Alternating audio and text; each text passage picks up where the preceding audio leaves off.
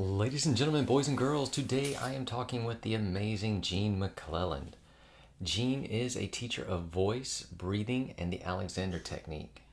And really, she's a teacher of impulse, of living, of being, finding your true self and your true voice, but most importantly, finding yourself.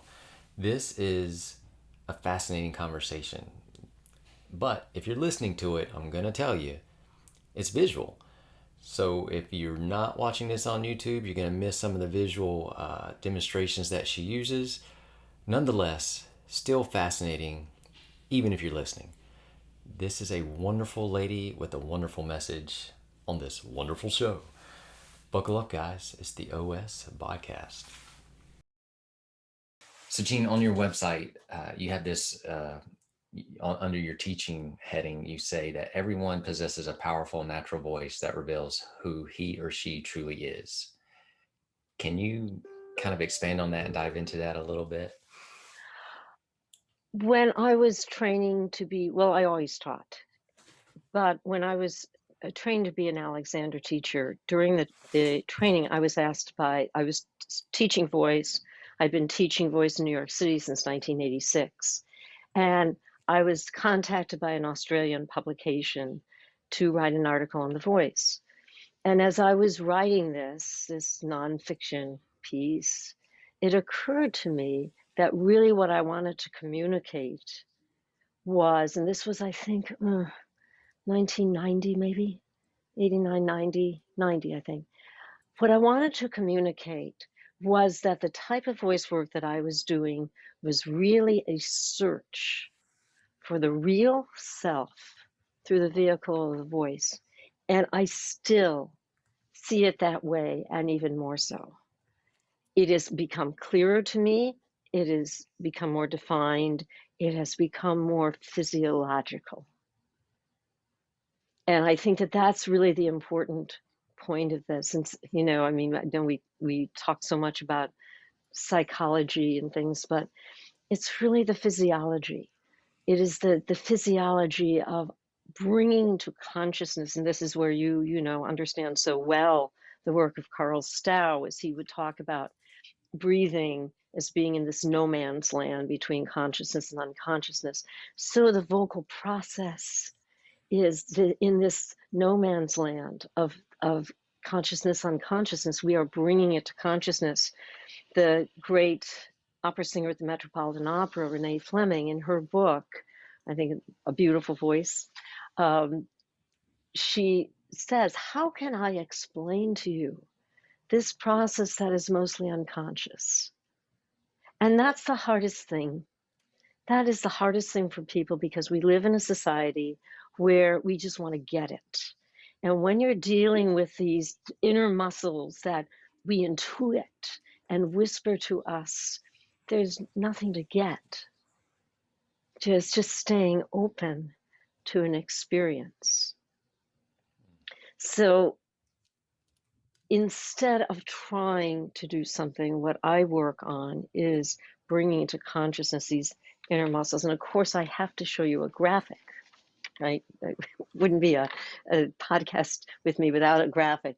This is when I went for my interview at Columbia University for the Graduate School of Acting. I sat there in front of actually, I'd already gotten the job, and then I met the head of the department, the acting program.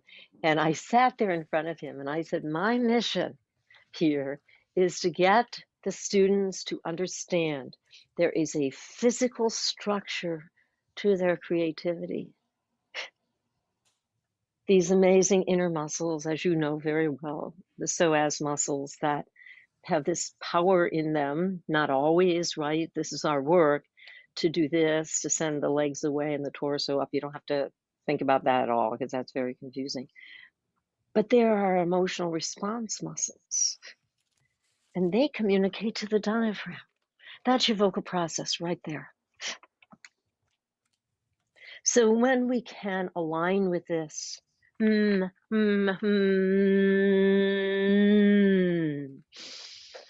only is that coming from here, but it so powerfully engages my diaphragm without me trying to do that, that I expand. And then, as you know from Carl's work, that triggers the reflexive inhalation. So that's the sum total of my work, really. And that's what I mean by it has become clearer and simpler and more defined. Well, now I have so many questions. Good. So the psoas is the emotional response muscles. Right. How, can you dive into that a little bit? Yes, very much so. This was not how I started out singing, and how no one does because we're young. Maybe there is a gifted handful that just have something so by nature in perfection of coordination that allows everything to happen. Um, but we generally grow in our art. And as we grow in our art, and this is why I'm such a stickler, I'm sure I'm the most annoying teacher on earth, but I'm such a stickler for people to understand that they have to have this connection. So when we get little tiny glimmers of this connection, and the diaphragm becomes stronger, your consciousness changes, your appreciation of your body changes. And as you go down the road in your art, something very wonderful happens. You start to appreciate, in my case, music, right, or text for an actor, but I'm a singer, that's my art. That music lives outside of me. And it truly, truly, truly feels that way. It feels like a huge separation between me and the music. And there is an inherent life and an energy in the music. And it feeds me. I respond to that. When I practice, I respond to it.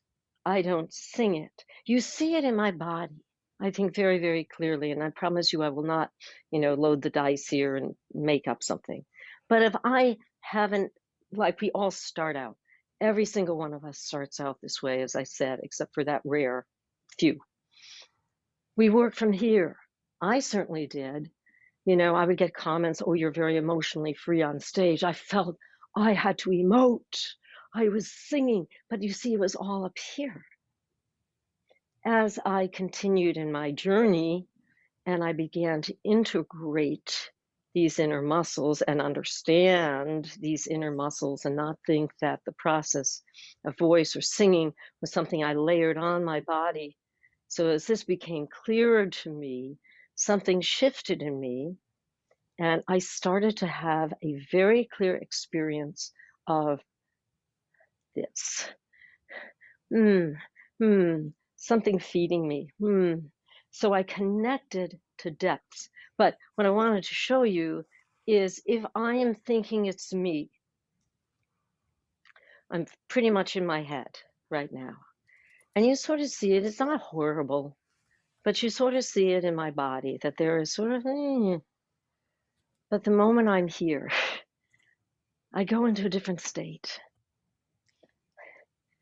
And I have connected to something. I've connected to the inner muscles of my body, but I've also connected to the life in something outside of me. So when we talk about embodying music, the great Italian singing masters, the bel canto period, used to talk about drinking it in, drinking the music in. We embody poetry. We embody text.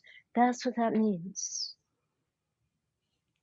If I go, glory be to God for dappled things, that's me trying to interpret, to put something into the words of the Hopkins poem. But if I let it feed me, glory be to God for dappled things.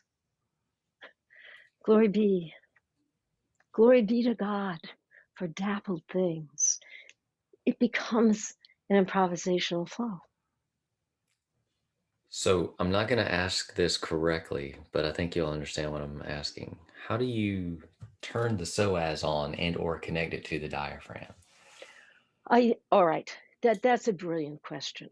Now this goes right into the realm of Alexander and why I believe Alexander is so important for actors. We're changing the course titles at the university. So it has to go in front of committee, believe it or not, to change a course title. And so I had to write up two, I don't have it readily here, two new syllabi for the courses I teach. Maybe it's here. If not, I'm not going to worry about it. And for the students, what I stress is the importance, and this is going to be very, very confusing in a way. You know, it's like things become less confusing when actually our body changes. But if we look at this elegant structure of the body, you see this is, you get Mr. Skeleton's arms out of the way. This is the torso. This is the torso. And most of the time, we tend to cut off, because we're very heady people, we tend to cut off at the waist and push down in our legs. When that happens, sadly, those psoas muscles can't work. So the most difficult part of any of this is understanding how we're not, you know, people talk about grounding. When you're in the arts, you're always hearing grounding, grounding, grounding. And so people sort of, oh, I'm going to feel the earth, and they go down in legs. And a student, the first year at Columbia in the very first class, she said, when I went for my audition, my teachers in undergrad had said to me, you know, drive your legs like stakes into the ground. She said, I was so busy driving my legs like stakes into the ground, I couldn't move at all. And so the sort of theme of our class was moving and grooving. But that is really what it is. If we go down in legs, we are locked inside our heads. And our rib cage, this is also, you can connect this to Carl's work, the rib cage gets pushed down, so the diaphragm simply can't work. But we're just down in ourselves.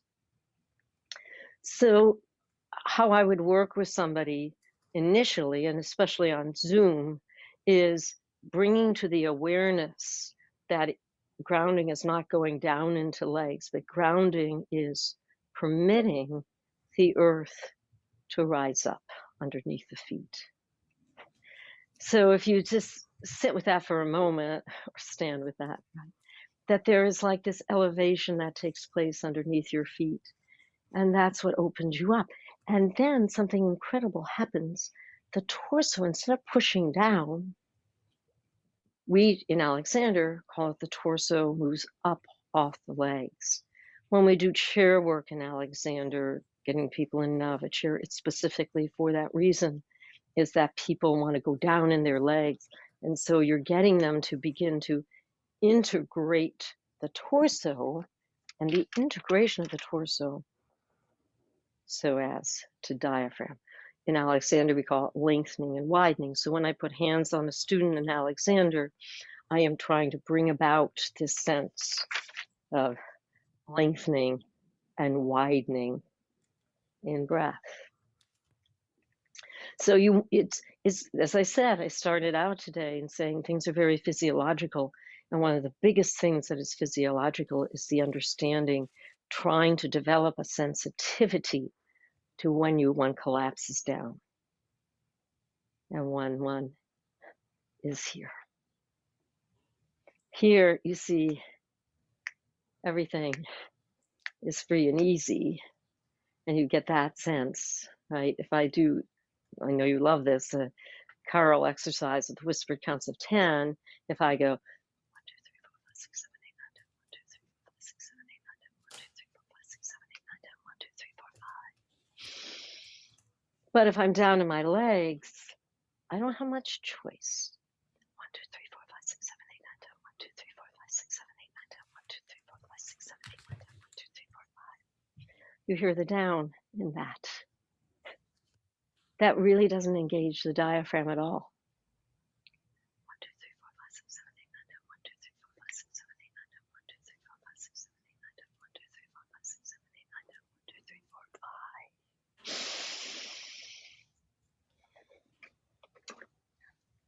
Wow. Awesome. I also like to say that the psoas muscles are our time muscles. Our experience of time and being pulsed are found in those muscles. So then I ask the question to myself, well, what's it, chicken or the egg, right? Is it possible, and I'm not so sure anymore, is it possible for people to understand impulse when they're still down? I don't think so. I think it demands that you start getting that aliveness going. And then it literally, the word in the arts and in science for life force energy is impulse, literally being pulsed. So when I think of doing those whispered counts of 10, and I know speech is a reflex, I'm just responding to pulse. I'm just, I'm getting jazzed all the time. And you did that so beautifully, I felt, in your demonstration of it when you danced. When you did remember you did the counts, the whisper Yep. counts, and you did the dance. It was wonderful because you were, letting that really speak the words. I thought that was very, very, very cool. It's Very complete clear accident. understanding. Yeah, complete excellence. See, you intuited it brilliantly. So very cool. So bringing the Psoas alive is really about connecting with your own body, getting inside your body, and becoming whole and being sensitive. Like, it's a lot of things, apparently. Like, um, I don't even know if I can articulate it. Well, I think that it is learning how to access a different part of mind, because, and I see it with the students, they go in to try to see, go in to try to feel, but truly that creative mind that Rollo May talks about in The Courage to Create, a nimbleness of mind, it's like, what am I going to discover? So there's you have to know how to get into that curious science mind. Listen, you're a statistician. How awesome is that? Do you know how many of us would love to have gone into public health, but we're saying too many statistics, right? So I had a student once, and he was also a statistician, and he sat in the lesson and he got into that incredible place of mind, clear, open, and he said, I don't think I can solve a math problem from this place. To which I said to him, it's the only way you can solve a math problem. Because all that complexity, you can't understand it in an intellectual way, right? I mean, there's a circuitry that's going on that's beyond, you know what I mean? Yeah. So I think that everything's an art in many ways. So it's, how do you get somebody to shift from the usual, which is to go in and try to see, which is just sort of recycling what it is we know, and then staying open to let something new arise. So it really almost starts, again, here we go, chicken or egg. Can you get into that place of mind if you're sort of down in your body and collapsed? Maybe not. So maybe it does demand that we start to get even a very little sense of what is that integration. So something rises up into head, like, those wonderful images we have of the Buddha. When we see images of the Buddha, they're not looking in. I don't know if I can get this very quickly for you, but I like to show this. I'm not going to take our time if I can't find it readily, but I like to show it to class, this sort of, yeah, great. This image of the Buddha. And we see, and I'll show you in a moment, one of the first tools I give to people, which is learning how to sit comfortably erect. But we see that beautiful alignment, and it goes all the way up to here,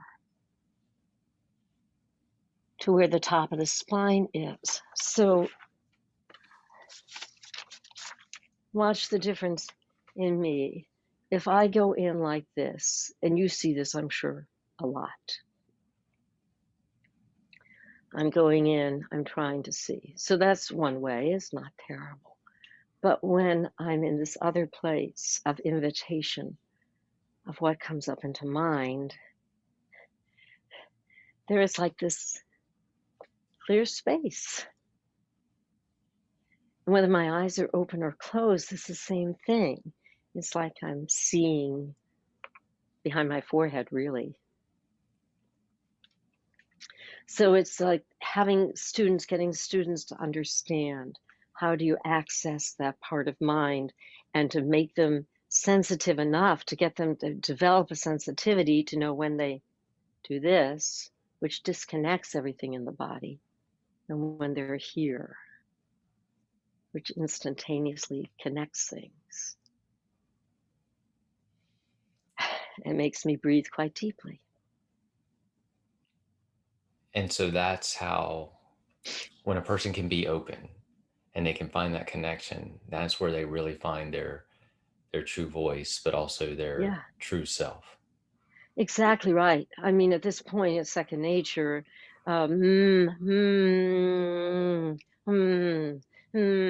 It's just morning, noon, night. An alignment of those inner muscles, specifically psoas diaphragm. And that, If we go further into the art, which takes a long time, but specifically, what is it? It is universal throughout all of nature. The need to express and the need to connect. It's a baby's cry. The urgency. Baby is nothing more than a mass of reflexes. So that cry is one of great, that's all they have. And it's just reflexive. It's just great urgency. And it powerfully engages the diaphragm. so is that like, okay, so I know in my world, I know a bunch of really fit and shape people, very cardiovascularly fit. But I have seen you do things on your videos where you can maintain a sound or a breath and exhale. I guarantee you 3 times to 4 times longer than any of the fittest people I know could actually Right, do that. And right, so it's because right. of that connection. That is because of that connection. Because I remember it's impressive how you do. I remember once years ago having this student, and he was, he did all this qigong and everything, and it amused me so much because he gets so exhausted at the end of the lesson. But it's exactly what you're saying. Yeah, I've seen you carry a tune forever or a hum or Yeah, a motor lips. I don't know what you call it, but yeah. That's a really wonderful thing to bring up because that's the clearest, I think, understanding of that. I'm going to just digress a tiny bit and say I was first introduced to singing on impulse, singing on life force energy by the teacher I had after college. And I went to Cambridge, Massachusetts specifically to study with her. She was a very, very great artist, renowned. And she taught one thing only: you sang on impulse, you sang on life force energy. And it just morning, noon, and night, I thought about it. What could it be? What could it be? I would say, Madame Averino, is it emotion? No, it is not emotion. It is a great need, a great urgency. So that became my life, right? To uncover that in myself, to make that discovery. But that's really what it is. It is that inner motor of intention, if you will, that we just have to uncover and sit with and try to figure out how it communicates to the diaphragm. So in the case of that, where most people would do think it starts from the lips, it really doesn't. It starts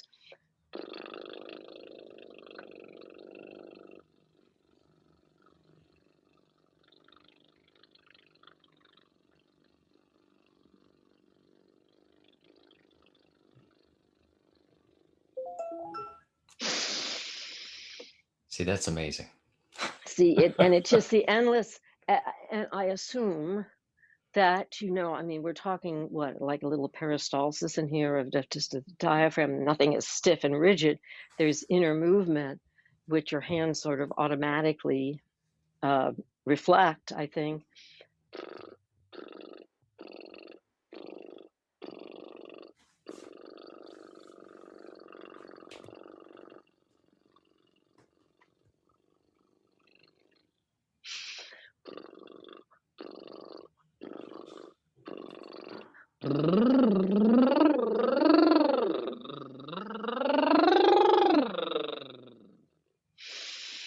I've had people tell me they're speech pathologists, they have vocal problems, um, assign lip trills, and then I hear this. I think you can hear a difference between, see, that's a doing. Right. That's a non-doing, but a connection. And you see that make the connection with Carl Stahl's world. What you're doing is you're producing overtones, and that carries your tone without effort. See, the other wouldn't carry at all. There's a flatness in the tone because it's pushed.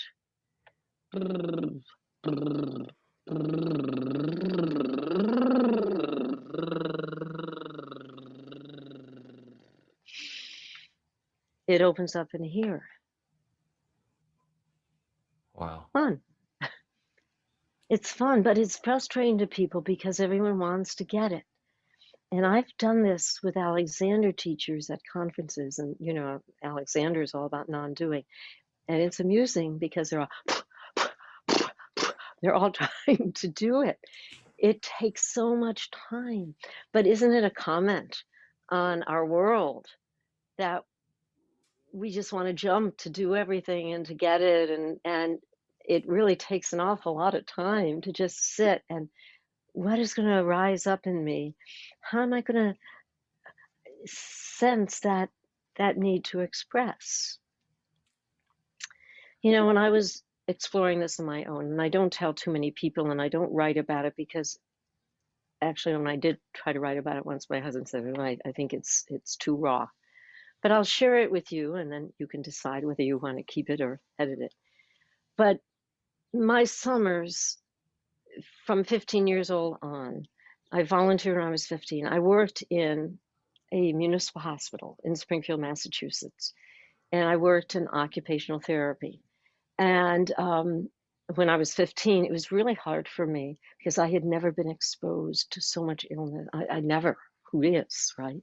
And it was a long-term care facility. So we had really serious things, people who were there for the rest of their lives. But then I was okay. At first I thought I couldn't do it, and then I made myself, and it was wonderful. And I did it through my summers through college. Um, and I remember once we'd go up on the floors, we'd get the wheelchairs, we'd bring people down to OT, and we would basically do crafts with them. And I was up on the floor, and there was a patient in a wheelchair who had had a stroke. And she reached her arm out to me and grabbed me with such anger, very frightening. And she did this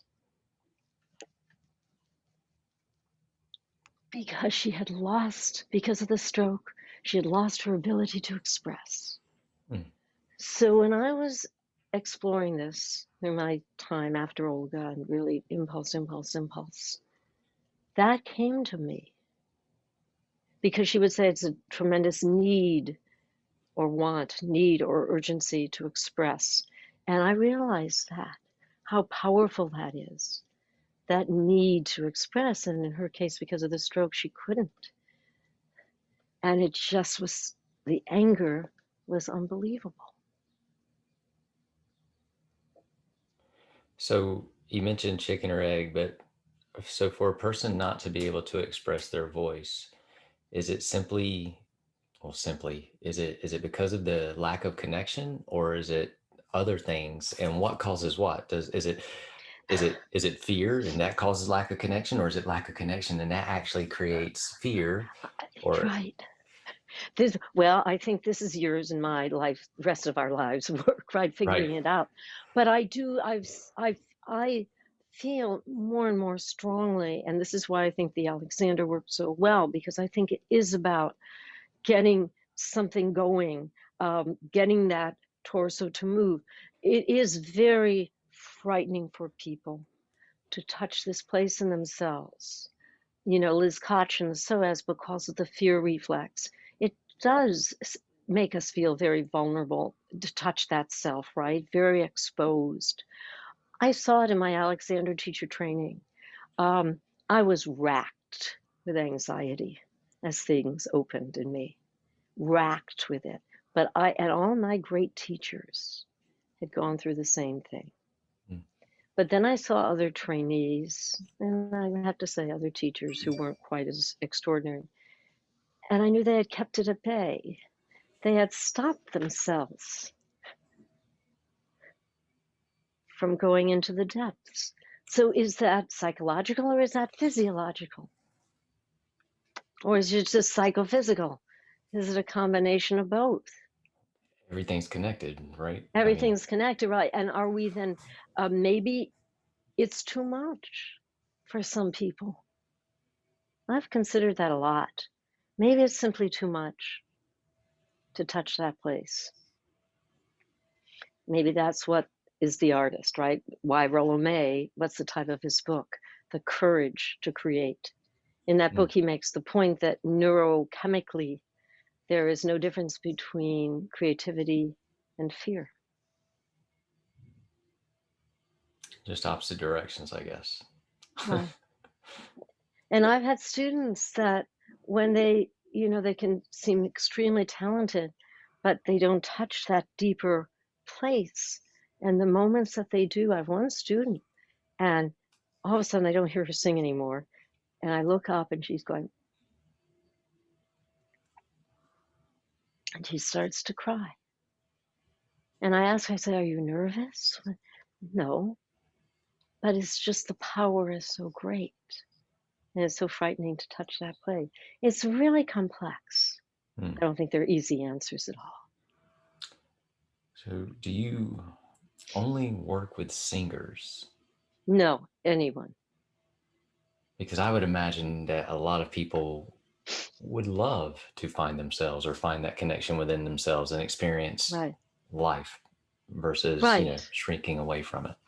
Yeah. The breath is always such a major part of that, right? I mean, that's the connection. But yes, I would say that in my practice, and I think it's because when I started out teaching at the New York Open Center, or now we call it the Open Center because it's online,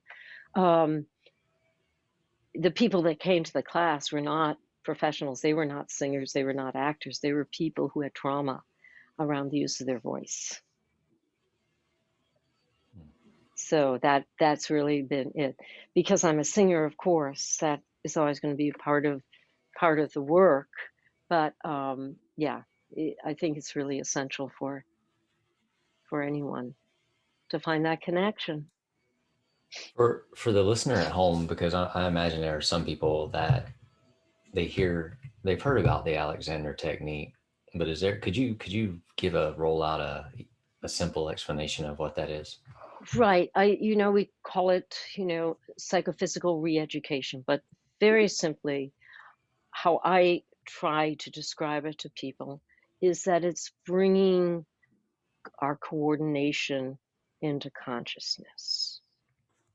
I like that. It's learning what coordination is. And I think that is why so many Alexander teachers also do the Tao work, is because it's one and the same. It's bringing an alignment of muscles, a coordination into consciousness. So you're integrated. It's an integration. I have noticed that there are a lot of Alexander technique specialists that also swim with Carl style. Right, exactly. Well, not all that many actually studied with him, but they did study with Jessica. Gotcha. Yeah, so yeah. Do Alexander technique is more hands on. It's hands-on, but it's also very mental. So how it's taught, and this is how I teach on Zoom too, is, which I always say, it's not very different for me to teach in Zoom or in person, because it's the same process for me. I am continually living in myself what I would like you to experience. So when my hands on, when I put hands on somebody, I am living it in myself. That's why the message is there. I'm not fixing somebody. I'm not, manipulating. My hands are open. They have intention in them for sure. There is intention, but it's a non-doing. So I live it. So if I'm, and this is the 3-year Alexander training, you're constantly observing your own habits of youth. So if I'm down in myself and I put hands on somebody, they're not going to get anything except the tension that I'm producing in my arms from doing that. But if I'm living it and my arms come off my back, I'm going to give them openness and space. Specifically, what happens is that you enliven that psoas diaphragm connection. This is fascinating to me. It is almost so I grew up. I love martial arts movies and stuff like that. It is like you're a martial arts guru sensei, but you're not doing martial arts.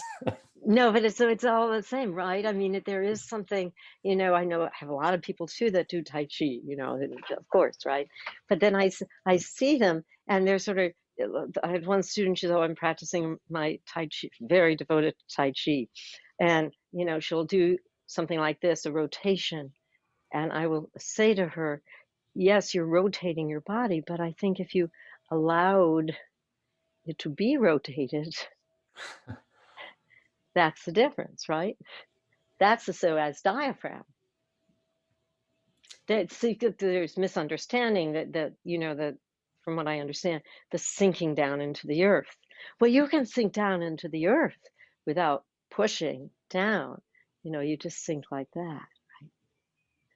So you're still keeping that expansiveness through the whole. I look like a ballerina there, but You do. that's really what it is. So have you heard the term pulmonat? No, tell me.